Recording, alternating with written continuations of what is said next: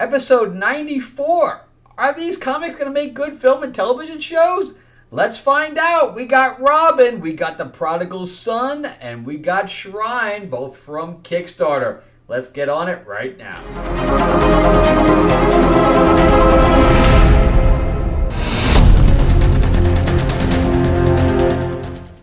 Alright everybody, thank you so much for coming back to the channel and watching me rant about movies and television shows and comic books and the occasional board game.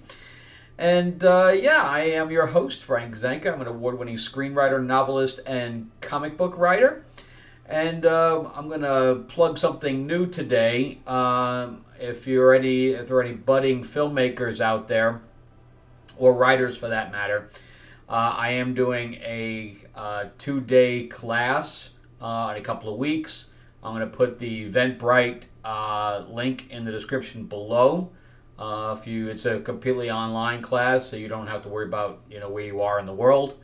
And I'm going to be teaching how to write to a budget, how to schedule, how to budget a film, all the way to distribution, crewing, pretty much everything you need to know on a low budget side.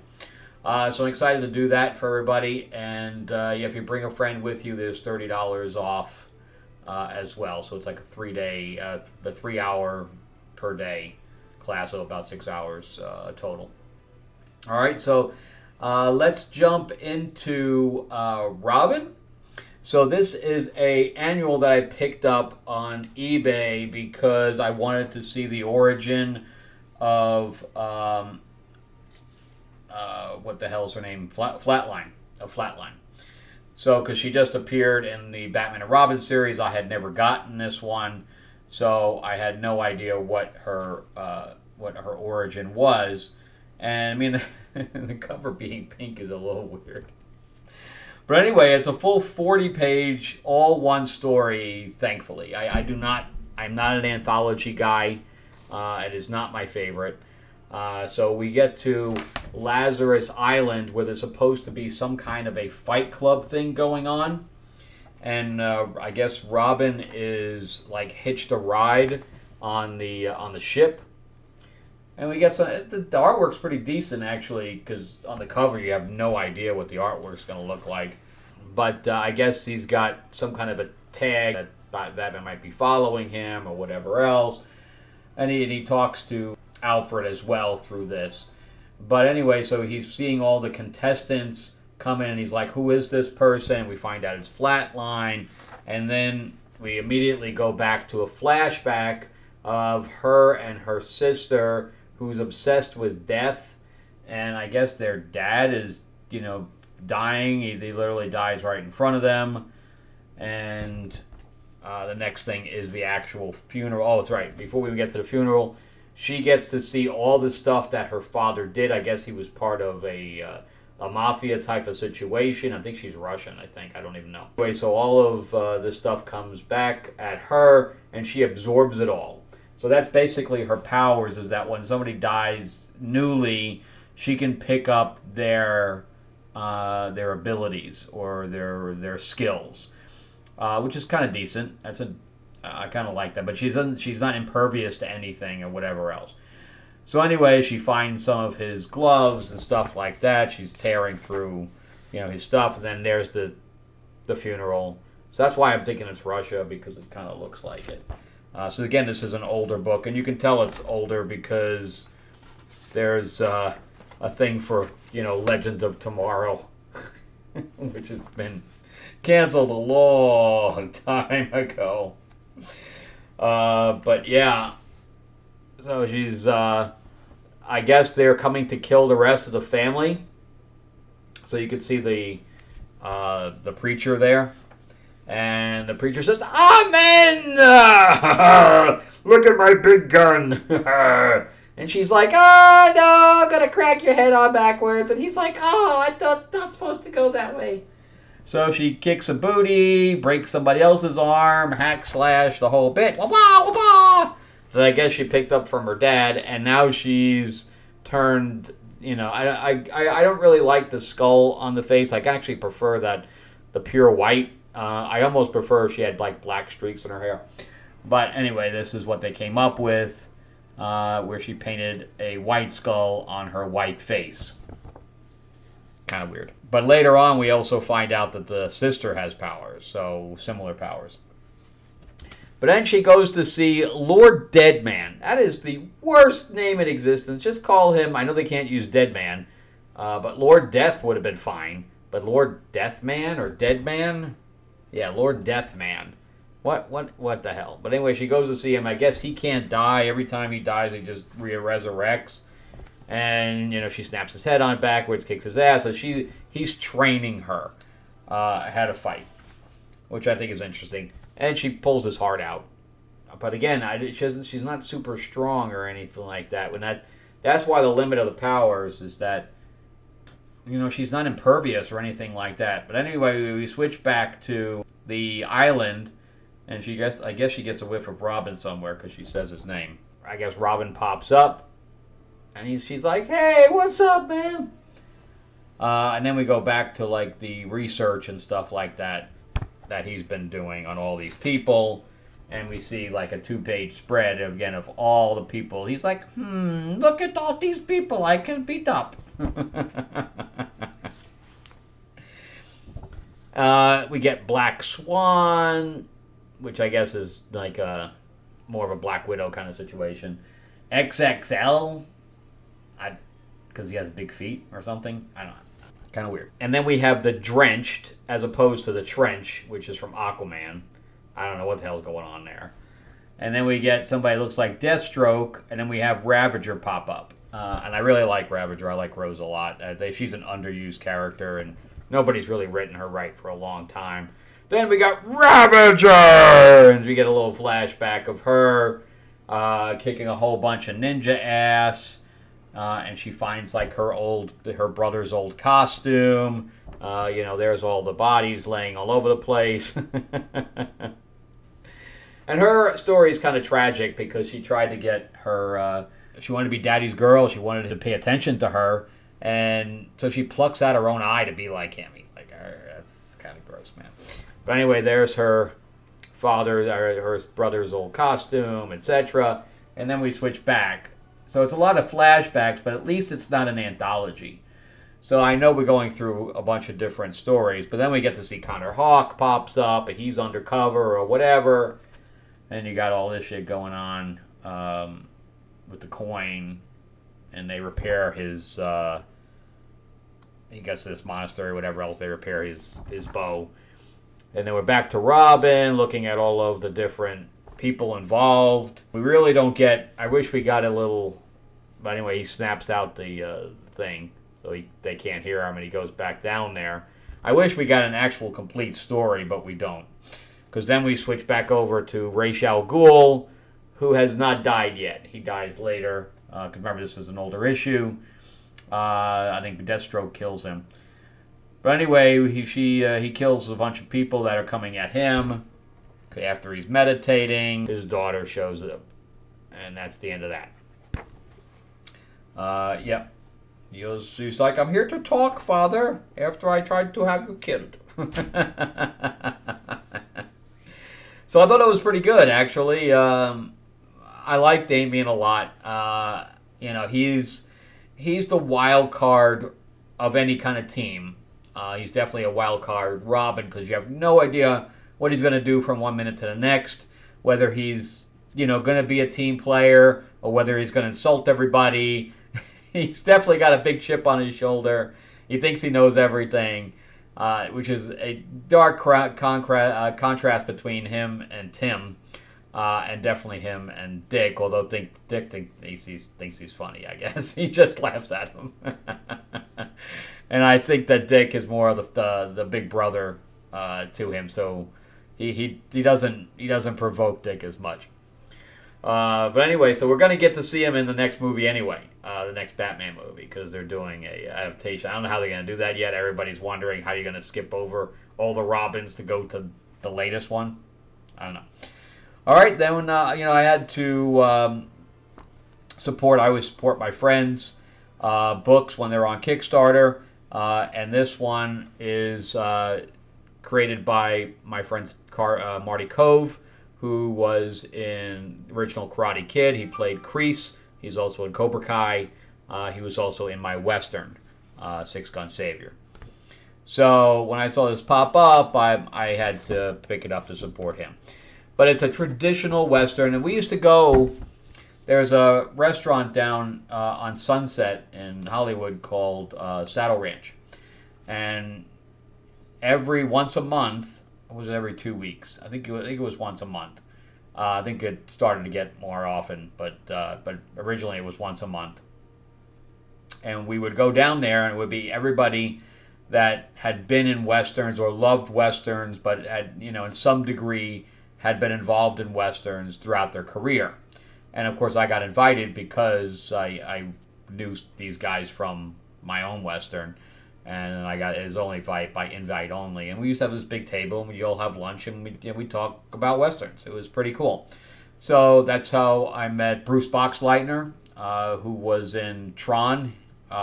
He was also Scarecrow, Mrs. King, Babylon 5. He's done a bunch of stuff. But anyway, he was in a Western. Michael Paré, I got to meet Michael Paré, who I always thought would have been a great Punisher. Being younger, he was in Eddie and the Cruisers. And Michael Rooker, who was, at the time I met him, he's from Guardians of the Galaxy.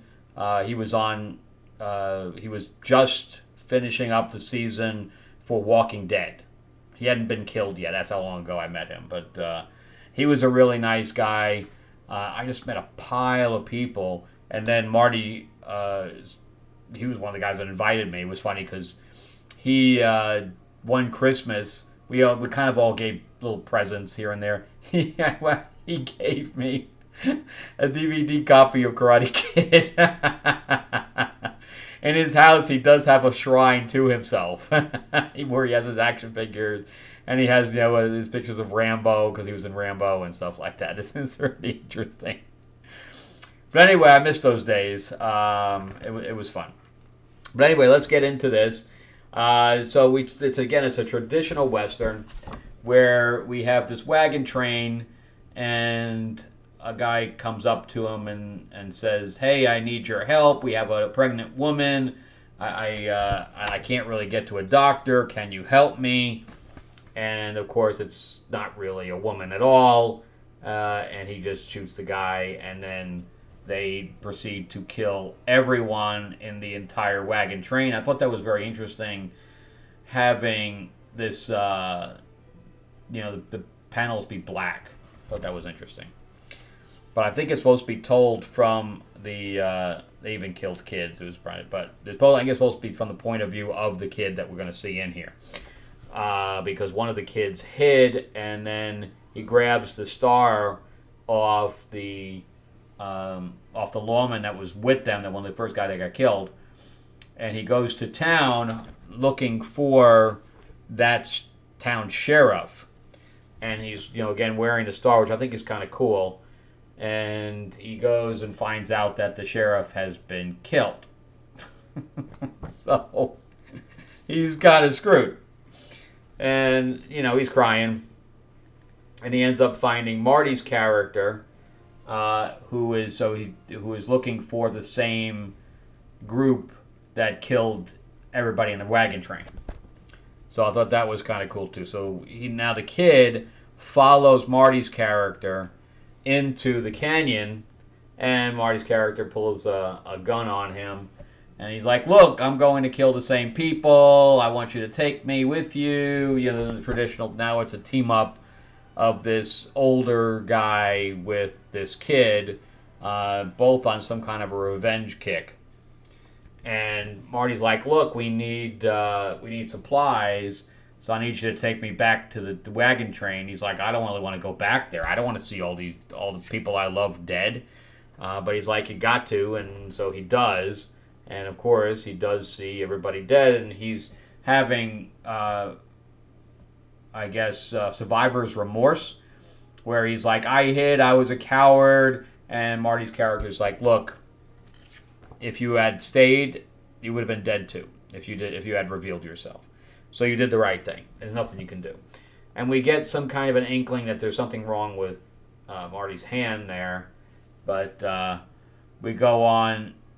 and he's asking questions and stuff like that. And it's something about a dry town because he takes the bottle with him, and some people have to get involved. And of course, it's a little bar fight.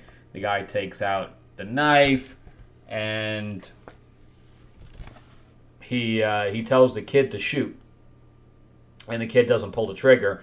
So instead, Marty takes that moment and pulls out his excess pistol and shoots the guy and kills him.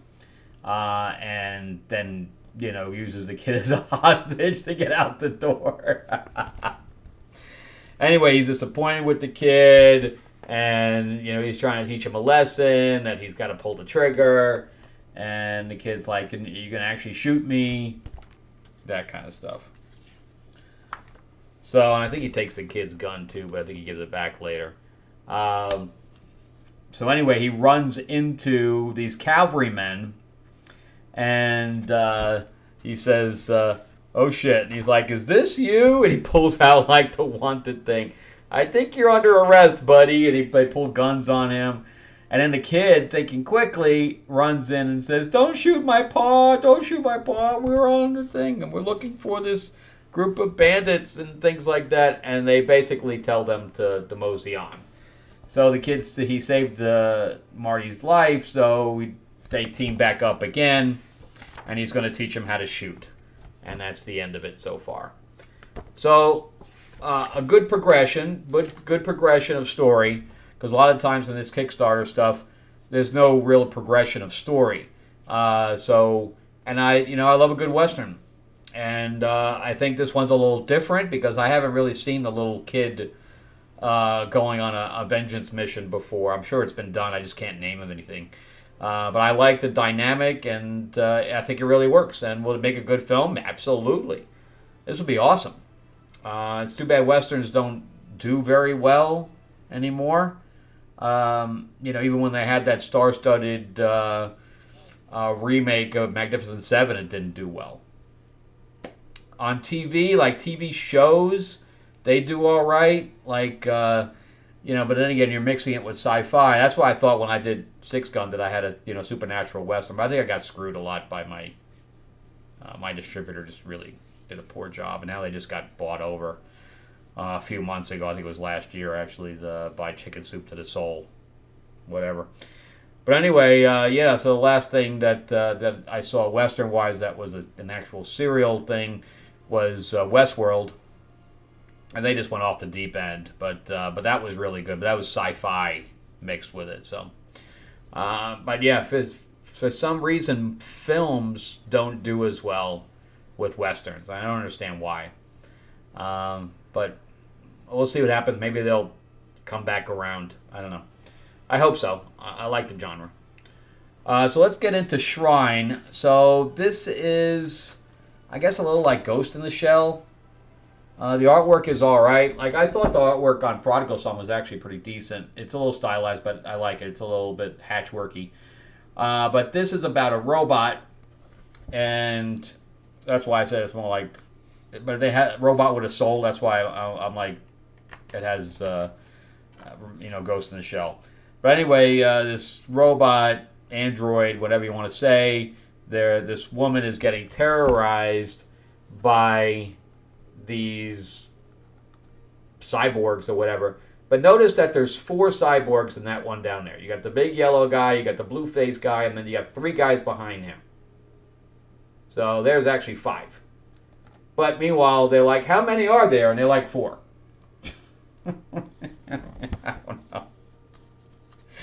I don't know what's going on. You got this 2-page spread where I guess whoever she's talking to says, "Oh, you shouldn't be Oh, that's right. She has she has a spirit within her also. It's a whole separate personality that she talks to, which I think also is kind of weird.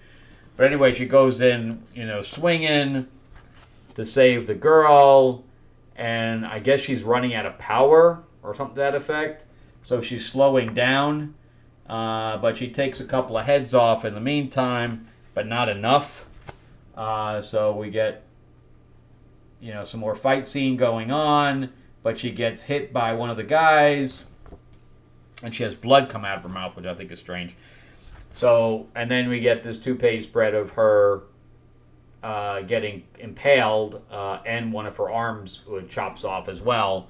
So it's a little bit of, she's in bad shape. She's in bad shape. But anyway, so she releases this spirit that's within her, that second thing, which I also think is very strange. I don't know how that works.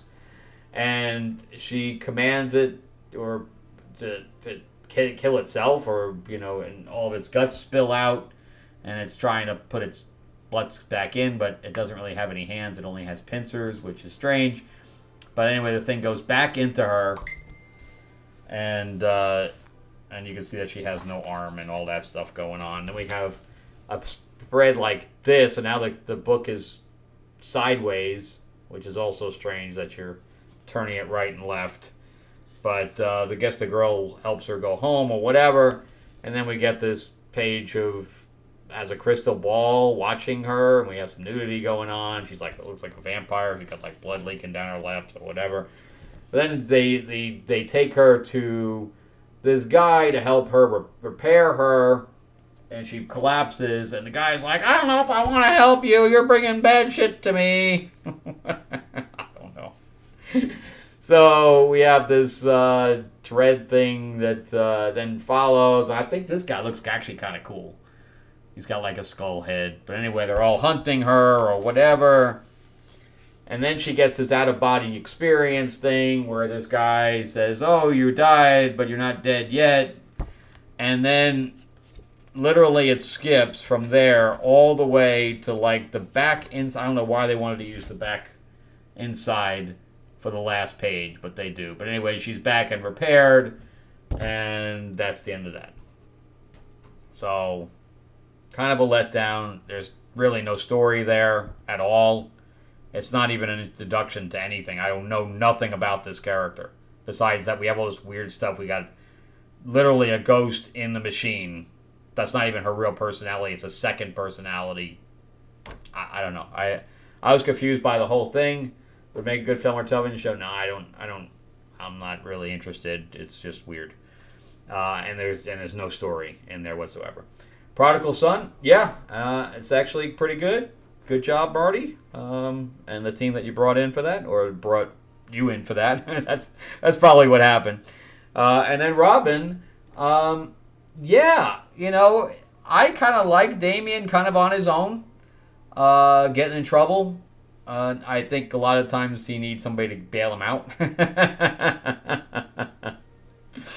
But yeah, I liked it, and I'm glad I got it. It was only cover price, even as old as it is. It's from 2021, so it's old, and it was decent. But I wanted to see her origin and what her power set was, especially when she's going to be a major player in the Batman and Robin book that I'm collecting. So that's it for me. Thank you guys so much for watching. Remember to give me a like and a subscribe if it's your first time here. Welcome. But definitely give me the thumbs up, any comments, whatever else. The more interaction, the better it is for the algorithm. And if you haven't subscribed, please do. Ring that bell and everything like that. And remember that I think it's on the 20th, 19th or 20th. That's the day of the 2-day, that's the weekend of my filmmaking course. So if you ever wanted to learn how to do the producing side, what goes into it, what dealing with the unions and all the rest of the stuff, all the business side up to distribution, even if you're doing a short or a web series or whatever else, these are all information that you can use. And again, you'll be able to chat back and forth with me and stuff like that through Zoom. So you'll be able to ask questions and all that stuff. So it'll definitely be a hands-on experience. And also, if you're a fan of card games and stuff like that, Mark Spears, who does covers for Spawn and Power Rangers, Vampirella, etc., he and I just got the one of the samples in for Myth Lords. That's my deck building game where we have classic monsters that we're going to have, and this is the expansion. We're doing a Dark Wizard of Oz expansion, but it's going to be lots of fun. You're going to be able to play as monsters and take over locations and things to that effect. It's going to be a lot of fun. So anyway, we're play testing that, and I'm just waiting for the last pieces of samples to come in. And one company I'm dealing with is saying it's not going to get in until May, which is going to push everything back. So I'm trying to figure this out. Anyway, that's it for me. We'll check out some of my other videos. Thank you again so much for watching. And remember, the link is in the description below for Eventbrite if you want to check that out. There's also some trailers on there and stuff. My reel is on there, stuff like that. All right, thanks again. I will see you guys on the next episode. All right, bye.